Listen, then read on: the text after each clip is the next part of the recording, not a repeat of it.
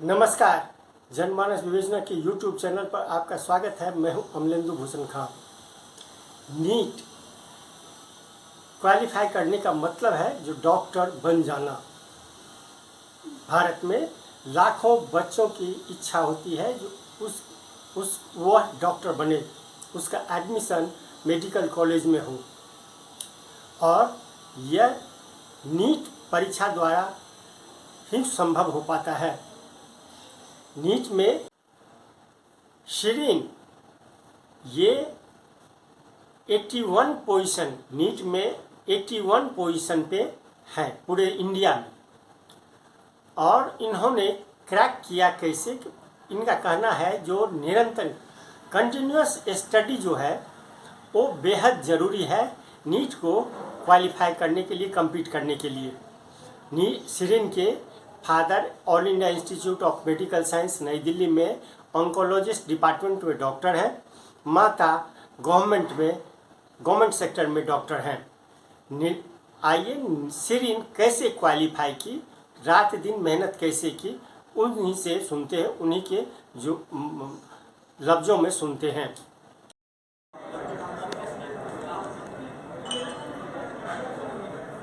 मेरे सामने में बैठी हुई है शिरीन। इन्होंने नीट क्रैक किया है और अच्छे रैंक से इन्होंने नीट क्रैक किया। इन्हीं से बात करते हैं। जो आपका पोजीशन क्या है?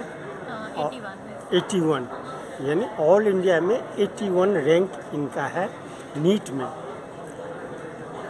ये नीट जो है इस एग्ज़ाम को आप किस रूप में देखते हैं? बहुत सारी कंट्रोवर्सी उसमें मेरे मत जाइए। कितना टफ आपको लगता है?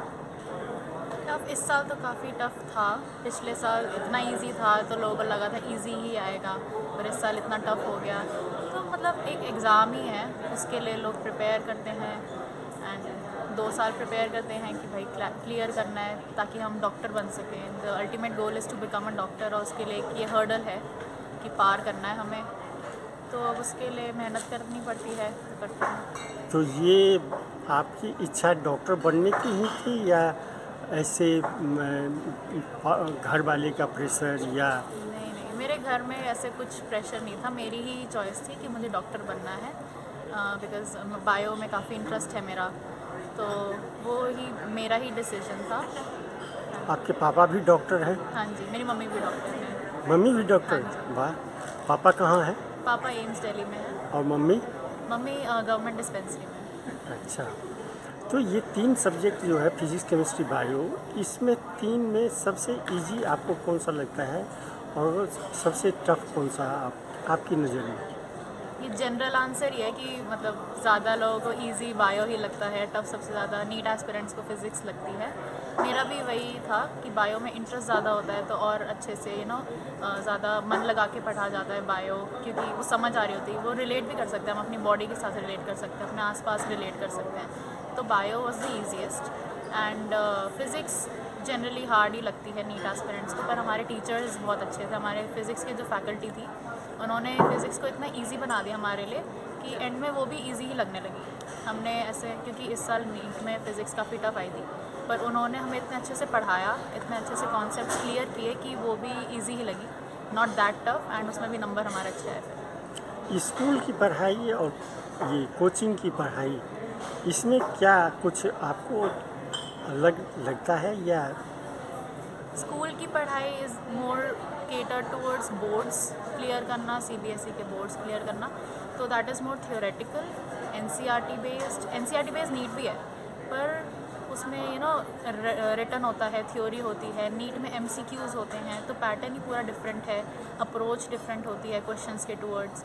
तो इसीलिए सिर्फ स्कूल से नीट करना इज़ अ बिट टफ, इसीलिए कोचिंग ज्वाइन करना I would suggest NEET aspirants कि एक कोचिंग से तुम्हें एक पाथ मिल जाता है कि तुम्हें ऐसे नीट की टूवर्ड्स अपनी अप्रोच रखनी है, ये बुक्स करनी है, और डिफरेंट तो है स्कूल एंड नीट के लिए। ये फ्यूचर में जो बच्चे ये नीट की इच्छा रखते हो तो उनको आप क्या सजेशन देना चाहेंगे? कितने घंटे पढ़े, कैसे रूटीन वो अपना सेट करें? एक चीज़ जो फॉलो ही करनी चाहिए, दैट इज़ कंसिस्टेंसी। कि अगर तुम्हें अभी नीट क्लियर करना है, तुम्हें ड्रीम है कि नीट क्लियर करना है, then be consistent from this day onwards.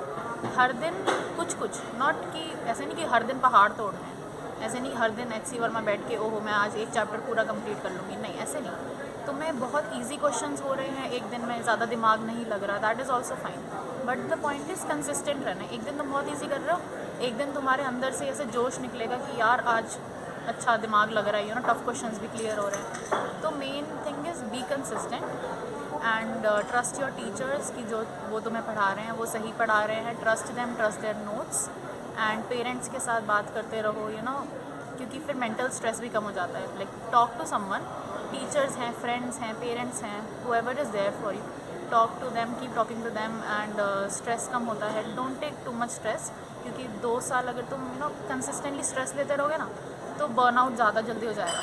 तो रिलैक्स रहो, कंसिस्टेंट रहो, पढ़ते रहो एंड हो जाएगा नीट। ये जो नीट है और ये स्कूली पढ़ाई जो है, इसको स्कूल से ही आप डॉक्टर बनने का एक सपना देख रही थी या फिर कुछ चेंजिंग आया इसमें? नहीं, स्कूल की पढ़ाई से ही, कि स्कूल में दिखता था कि भाई बायो में ज़्यादा मन लग रहा है, एंड बायो से रिलेटेड कौन सी फील्ड है, डॉक्टर की फील्ड है, तो उसी से चूज़ किया मैंने फिर मेडिकल स्ट्रीम, एंड उसी से फिर डॉक्टर का, क्योंकि मेरी मैथ्स अच्छी थी, like I could have gone into commerce, but जो दिल से जो इंटरेस्ट होता है ना कि ओ कितना इंटरेस्टिंग सब्जेक्ट है, वो बायो की टवर्ड था। तो आई थॉट करियर जो चूज़ करना चाहिए वो चूज़ करना चाहिए जिसमें मज़ा आए, कि बाद में बोर ना हो जाओ, रिग्रेट ना हो, तो इसीलिए फिर। बहुत सारे डॉक्टर आजकल अपना प्रोफेशन छोड़ करके एडमिनिस्ट्रेटिव सर्विस में जाना पसंद करते हैं, इसको कैसे देखती हो? मे बी क्योंकि सबके पास ऐसे फ्री चॉइस नहीं होती है अपना करियर चूज़ करने के लिए, किसी किसी को फोर्स भी किया जाता है अनफॉर्चुनेटली। नहीं, जैसे डॉक्टर बन जाओगी उसके बाद तुम IAS बन जाओ, तो ये है तुम्हारे मन में कहीं? नहीं नहीं, मुझे डॉक्टर वाली फील्ड में ही रहना है। अगर IAS जाना हो तो मैं अभी से IAS की तैयारी करूँ। यहाँ स्कूलिंग कहाँ से हुई तुम्हारी? Holi word school. हॉलीवुड से। अच्छा, तो वहाँ के टीचर भी तुम्हारे बेस को मजबूत करने में भूमिका निभाए होंगे? यस, उन्होंने भी मतलब थ्योरी बेस्ड उन्होंने स्ट्रॉन्ग कर दिया, बिकॉज बोर्ड्स के लिए थ्योरी चाहिए होती है, रिटन पार्ट एंड ऑल, तो उससे भी काफ़ी हेल्प हुई। थ्योरी पार्ट उधर से ज़्यादा क्लियर हो गया, NCERT पढ़नी होती है फिजिक्स केमिस्ट्री की, तो वो स्कूल की तरफ से क्लियर हो गई, एंड जो एक्स्ट्रा पढ़ना है वो आइलेंड्स में करा दिया, दोनों का ही पार्ट था। अब हम श्रीन के पापा हैं, ये एम्स में डॉक्टर हैं, ऑन्कोलॉजिस्ट हैं, इनसे पूछते हैं जो ये श्रीन जो है, ये बच्चे तो ज़्यादातर खेल कूद इसमें और जो आजकल ये इलेक्ट्रॉनिक्स उपकरण है इसमें ज़्यादातर समय देते हैं, तो आपका क्या कहना है इसके प्रति? देखिए, उससे तो हम बच नहीं सकते। आजकल हम सब सेल फ़ोन, लैपटॉप पे काफ़ी टाइम बिताते हैं, तो उसी तरह से बच्चे भी वो करते हैं, बट हमें कोशिश करनी होती है कि बच्चे कम से कम उस पर टाइम दें और अपना ज़्यादा से ज़्यादा ध्यान पढ़ाई पे दें। तो दिन में आधा 1 घंटे से ज़्यादा सेल फ़ोन या लैपटॉप पे ना रहें। हमारी ये कोशिश रहती थी, शिरीन को यही सलाह रहती थी कि बहुत ज़्यादा टाइम अपना सेल फ़ोन और उस पर ना बिताएं, और अपनी बाकी जो इंटरेस्ट हैं, जैसे संगीत में अगर रुचि है, म्यूज़िक में सिंगिंग है या संगीत सुनना है, कुछ खेलना है, उसमें वो टाइम बिताना चाहें 2-3 घंटे तो कोई दिक्कत नहीं है, क्योंकि उससे हम तरोताज़ा भी होता है मन और हम रिफ़्रेश हो जाते हैं, हमारी मेमोरी भी इम्प्रूव होती है। तो जस्ट सेल फ़ोन पे अपना सोशल मीडिया से दूर रहें, ये हमारी सलाह रहती थी, और स्क्रीन टाइम कम करें, और अपना अगर संगीत में अगर कोई नावल पढ़ने में रुचि है वो पढ़ सकते हैं, उसके लिए हमने कभी मना नहीं किया, बट अपना सोशल मीडिया स्क्रीन टाइम कम से कम रखें, ये हमारी सलाह रहती थी शिरीन को, और बाकी बच्चों को भी हमारी यही सलाह। और घर में पढ़ाई किस रूप में करती थी आप? कभी इसकी पढ़ाई से उगते भी थे जो कि इतना क्यों पढ़ते हो? नहीं नहीं, ये वैसे भी दिन में 5-6 घंटे से ज़्यादा नहीं पढ़ते आजकल बच्चे। हमारा ये रहता था कि आधा 1-1 घंटे के स्ट्रेच में पढ़िए और फिर 15-20 मिनट का ब्रेक ले लीजिए। तो उसमें ज़्यादातर किताबें होती हैं, और आजकल काफ़ी इलेक्ट्रॉनिक किताबें भी होती हैं, PDF भी होती हैं, तो बच्चा कभी कभी लैपटॉप पे पढ़ लेता है वो बुक्स, कभी फिज़िकल बुक्स पढ़ता है, कभी अपनी नावल भी पढ़ लेता है बीच में ब्रेक के लिए। तो वो सारी चीज़ें आधे 1 घंटे के सेशन में होती हैं, और 15-20 मिनट का फिर ब्रेक ले लिया जाता था। तो वही हम इसको सलाह देते थे कि लगातार 4-5 घंटे ना बैठें, 1-1 घंटे के बाद अपना ब्रेक लेते रहें, 15-15, 20-20 मिनट का। ये सिरिंज जो है ये शरीन भी यही फॉलो करती थी और बाकी बच्चे भी यही हम चाहें। ये आपकी इकलौती है या और बच्चे हैं? मेरा एक बेटा और है, इससे बड़ा है, वो कंप्यूटर साइंस में इंजीनियरिंग कर रहा है, अच्छा, और शरीन छोटी है। यानी कम इंजीनियर और डॉक्टर दोनों हो गया, और आपका ये प्रोफेशन जो है इसको ये आगे बढ़ाएगी। हाँ। आपको बहुत बहुत धन्यवाद।